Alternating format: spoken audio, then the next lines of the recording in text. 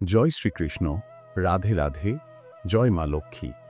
নমস্কার বন্ধুরা, কৃষ্ণ কথা নতুন একটি পর্বে আপনাদের স্বাগত জানাই। আশা করছি আপনারা সকলে ভগবানের কৃপায় ভালো আছেন এবং সুস্থ আছেন। মোক্ষদা একাদশী হল হিন্দু ধর্মের একটি অত্যন্ত গুরুত্বপূর্ণ ব্রত, যা প্রতি বছর শুক্লপক্ষের মার্গশীর্ষ অর্থাৎ অগ্রহায়ণ মাসে পালিত হয়। মোক্ষদা শব্দের আভিধানিক অর্থ হল যে মোক্ষ প্রদান করে। এই পুণ্যতিথিতে উপবাস ও শ্রীবিষ্ণুর আরাধনা করলে মানবজন্মের পরম লক্ষ্য মোক্ষ বা মুক্তি লাভ হয় বলে বিশ্বাস করা হয়। সনাতন ধর্মশাস্ত্রে এই একাদশীর মাহাত্ম্যকে বিশেষ উচ্চস্থান দেওয়া হয়েছে।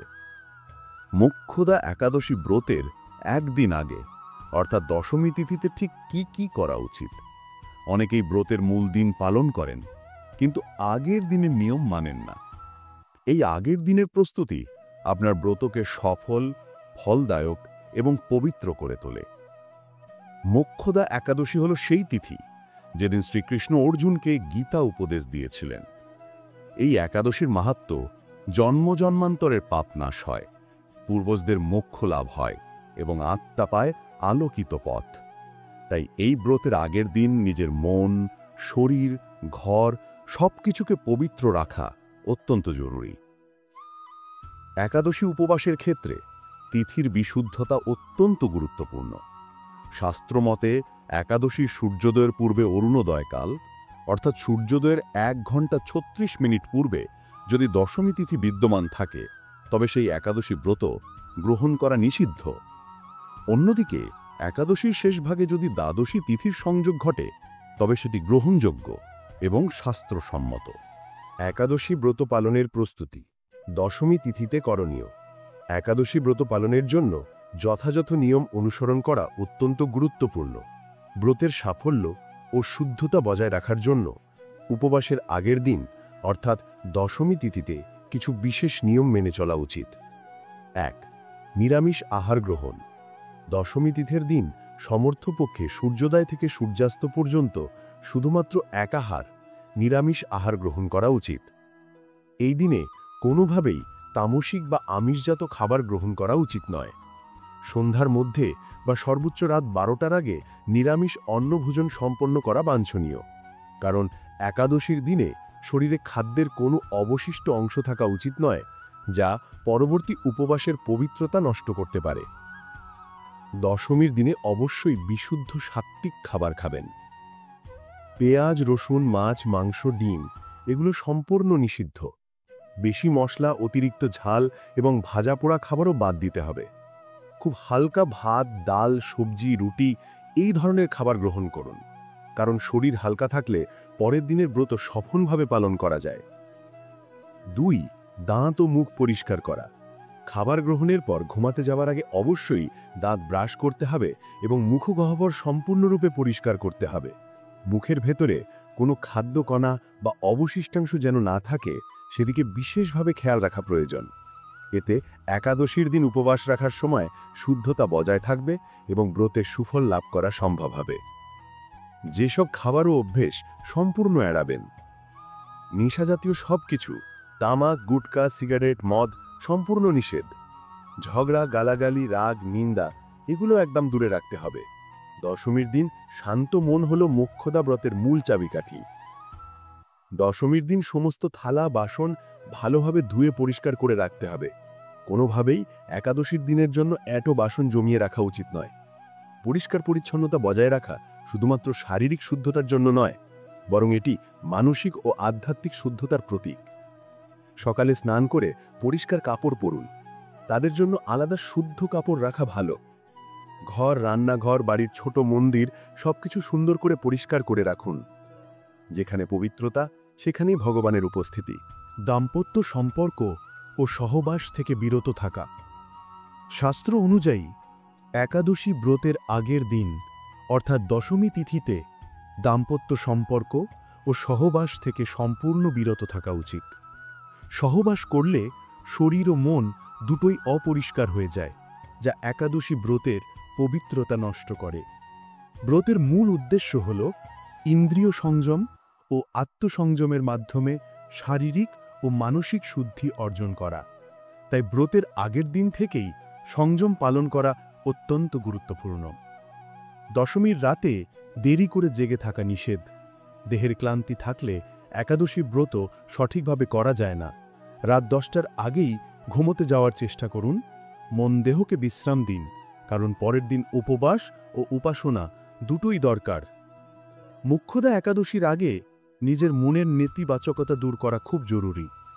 ধৈর্য, ক্ষমা, সহানুভূতি এই গুণগুলো চর্চা করুন।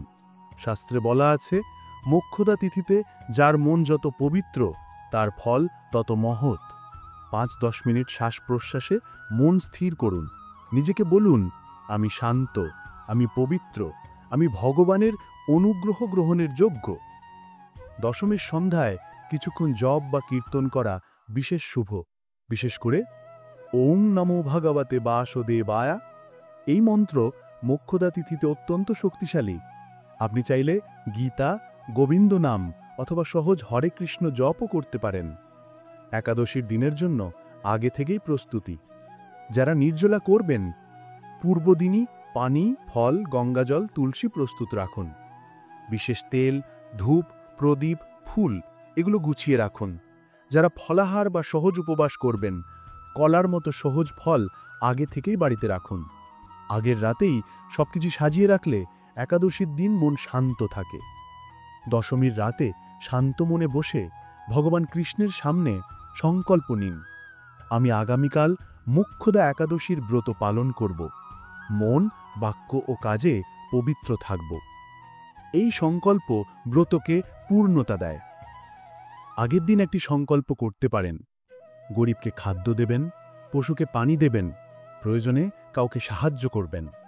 দানমনের প্রকাশ মোক্ষদা ব্রতের শক্তিকে দ্বিগুণ করে। একাদশীতে পালনীয় কিছু বিশেষ সতর্কতা।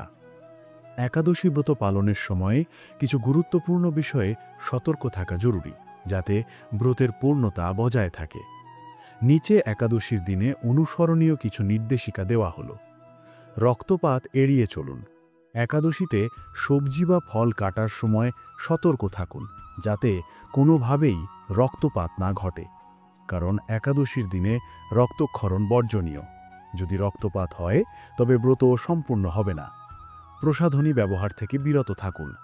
একাদশীর দিনে শরীর ও চুলে কোনো ধরনের প্রসাধনী ব্যবহার করবেন না, যেমন তেল, শরীর ও মাথায় সুগন্ধি বা পারফিউম, সাবান ও শ্যাম্পু ইত্যাদি।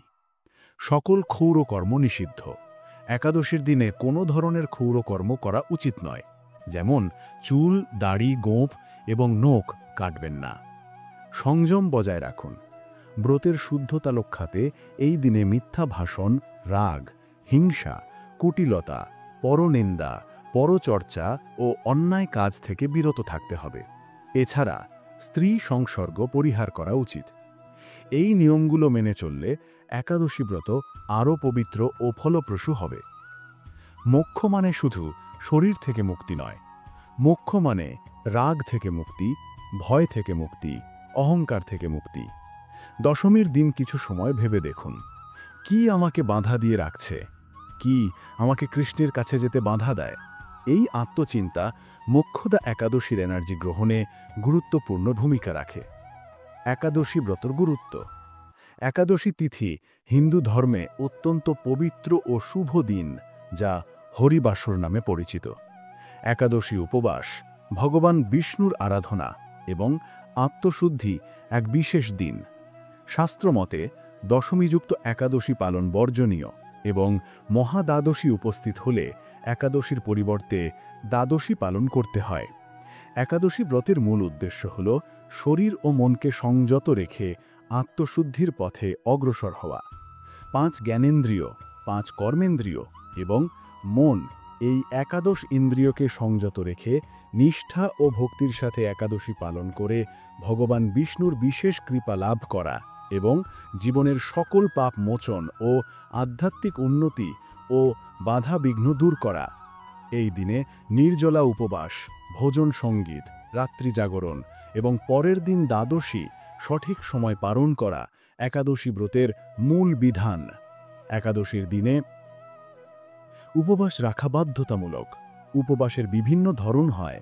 একাদশীতে মূলত 4 প্রকারের উপবাস প্রচলিত আছে, যথা নিরাহার, দুগ্ধাহার, ফলাহার ও অনুকল্প। নিরাহার উপবাস, এই উপবাসে দিনে 1 বার অথবা 2 বার ক্রিম ছাড়া দুধ গ্রহণ যেতে পারে। দেশি গরুর দুধ সর্বোত্তম। মনুষ্যের স্বাস্থ্য ও দীর্ঘায়ু প্রদান করতে গোমাতার দুধের সমান কোনো শ্রেষ্ঠ আহার নেই। ফলাহার, ফল গ্রহণ করা, এতে শুধু ফল ও ফলের রস গ্রহণ করা যেতে পারে। উপবাসের জন্য আঙুর, বেদানা ও পেঁপে হিতকারক, কিন্তু আপেলের সংরক্ষিত পদ্ধতি খারাপ হওয়ার জন্য একাদশীতে খাওয়া উচিত নয়। অনুকল্প উপবাস, যারা কঠোর উপবাস পালন করতে অসমর্থ, তারা অল্প পরিমাণ জল, দুগ্ধ, ফল বা পঞ্চগব্য এছাড়াও একাদশীতে বর্জিত সবজি বাদে রন্ধন করে প্রভুকে নিবেদন করে প্রসাদ রূপে গ্রহণ করতে পারেন।